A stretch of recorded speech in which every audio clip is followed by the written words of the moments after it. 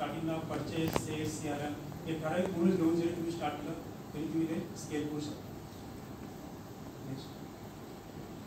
Finance इंडस्ट्रीमध्ये पण same तसेच हे इनक्रीज ॲक्युरसी आहे. जसं टॅली ERP किंवा झोमध्ये बुक्स वापरलं जातं तसं याच्यामध्ये accounting model exactly tally ERP सारखीच त्यांनी मॉडेल फंक्शनॅलिटी दिली आहे.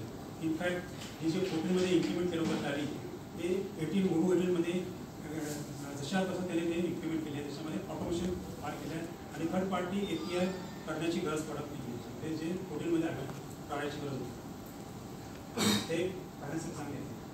पुन्हा होलसेल अँड डिस्ट्रीब्युशन हे तुम्हाला ERPमध्ये मॉडेल तुम्ही इम्प्लिमेंट करू शकता. त्याच्यामध्ये काही बेनिफिट्स दिलेले आहेत. Okay, improve inventory, faster order fulfilment, cost reduction, enhance supplier customer relationship आणि स्केलेबल ग्रोथ. फीचर्स आहेत होलसेल आणि डिस्ट्रीब्युशनमध्ये inventory, warehouse management, order management, procurement, information CRM आणि लॉजिस्टिक. ह्या गोष्टी तुम्ही होलसेल डिस्ट्रीब्युशन तुम्ही तुमचा स्वतःचा बिझनेस ई-कॉमर्सवर डेव्हलप करू शकता. जे इनबिल्ट बोलून त्याच्यामध्ये फीचर्स आहेत.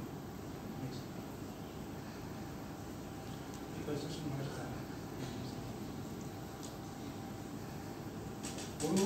हेल्थकेअर आणि मेडिकल इंडस्ट्री तसेच प्रॅक्टिशनर असतात डॉक्टर्स क्लिनिकमध्ये त्यांना सुद्धा ओरोचा मॉडेल डेव्हलप करू शकतात आणि त्याचा बिझनेस तुम्ही त्याच्यामध्ये स्केल करू शकता.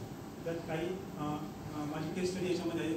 माझ्या भावाचं हॉस्पिटल आहे 50 बेडचं, त्याला मी ओडो ERP डेव्हलप करून दिलेलं आहे. 50 बेडचं हॉस्पिटल आहे, त्याच्यामध्ये हे सगळे फीचर्स अवेलेबल करून दिलेले आहेत.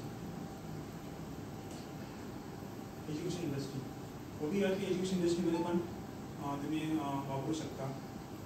जे तुम्हाला SAP किंवा मायक्रोसॉफ्टमध्ये बाय डिफॉल्ट एज्युकेशन इंडस्ट्री तुम्हाला गुगल भेटत नाही, पण याच्यामध्ये तुम्हाला गुगल देऊ शकतो आम्ही. थोडाफार याच्यामध्ये कस्टमाइज करावं लागतं.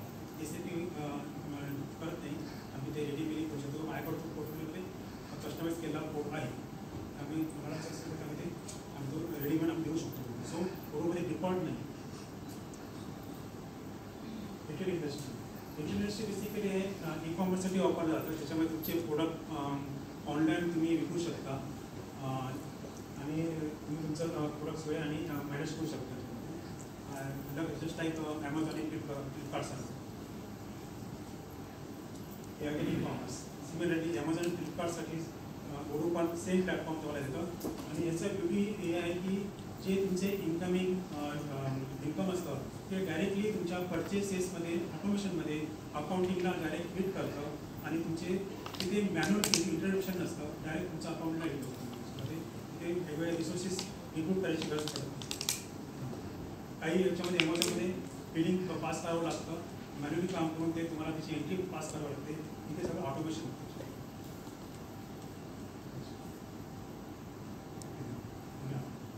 इंडियन लोकलायझेशन हे मगाशी मध्ये सांगितल्याप्रमाणे जे टॅली ERP जे जेवढे फीचर्स आहेत ते सगळे ओडो 18मध्ये ह्या व्हर्जनमध्ये त्यांनी फुलफिल केले आहेत. त्याच्यामध्ये जे GST compliance, RBI compliance build करते. त्याच्यामध्ये जे टॅलीमध्ये कम्प्लायन्स बिल्ड होत नाही आहे त्यापैकी बऱ्यापैकी याच्यामध्ये ऑटोमॅटिक GST व्हॅलिडेशन होतं, तुमच्या बँकेचं अकाउंट व्हॅलिडेशन होतं, तुमचं रजिस्ट्रेशन कोड व्हॅलिडेशन होतं. हे ओडोच्या व्हर्जनमध्ये अवेलेबल नव्हतं. ऑटोमेशन होते, त्यामुळे एरर एकदम कमी होतं. हे काही रिपोर्ट्स आणि फीचर्स याच्यामध्ये मी याची PPT तुम्हाला सगळ्यांना पाठवतो, तुम्ही गो थ्रू करू शकता. तुम्ही याची प्राईस जर बघाल याची प्राईस फक्त 5 रुपीज आहे पर मंथ. ओके, तुम्ही एका महिन्यात तुम्ही तुमचे हे सगळे फीचर्स 70+ मॉडेल्स तुम्ही चेकआउट करू शकता त्याच्यामध्ये. आणि त्याच्यासाठी आम्ही तुम्हाला POC देऊ, त्याच्यामध्ये हे देऊ, ट्रेनिंग देऊ. थँक्यू.